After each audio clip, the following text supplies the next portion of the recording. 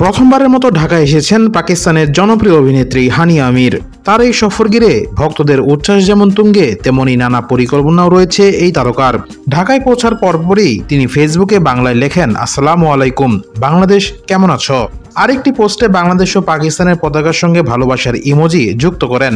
তার এসব পোস্ট মনে ধরেছে বাংলাদেশি নেটিজেনদের। সবাই উষ্ণ ভালোবাসা ও শুভেচ্ছায় স্বাগত জানান পাকিস্তানের এই অভিনেত্রীকে। এদিকে শুক্রবার সকালে পুরান ঢাকার বিখ্যাত নবাববাড়ি আহসান মঞ্জিলে ঘুরতে যান হানিয়া। এ সময় তার সঙ্গে ছিলেন নবাববাড়ির মেয়ে নামিরা নাইম। তিনি চিত্রনায়ক নাইম ও নায়িকা শাবনাজ দম্পতির বড় মেয়ে। নবাববাড়ির মেয়ে নামিরা এই পরিচয় জানার পর হানিয়া বেশ চমকিত হন। চুটিয়ে আড্ডা দেন দুজনে। নামিরা নাইম বলেন, হানিয়া খুব ঝাল খেতে পারে, অবাক করার মতো। সেই শুটিং সেটে এসেছিল খালি পেটে, এসেই নাগা মরিচের ঝালমুড়ি খেয়ে নিল।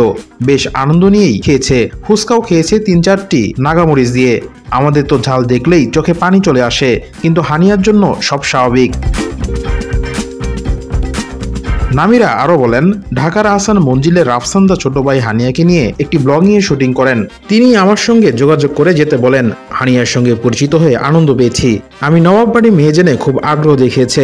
পাকিস্তানে আমাদের অনেক আত্মীয় স্বজন ও জনপ্রিয় ব্যক্তিত্বদের সম্পর্কে জেনে অবাক হয়েছেন তিনি। পাকিস্তানি ডিজাইনার আমির আদনান ও অভিনয় শিল্পী গায়ক আলী জাফরের সঙ্গে আমাদের সম্পর্কটা পারিবারিক, তাদের নিয়েও আলাপ হলো।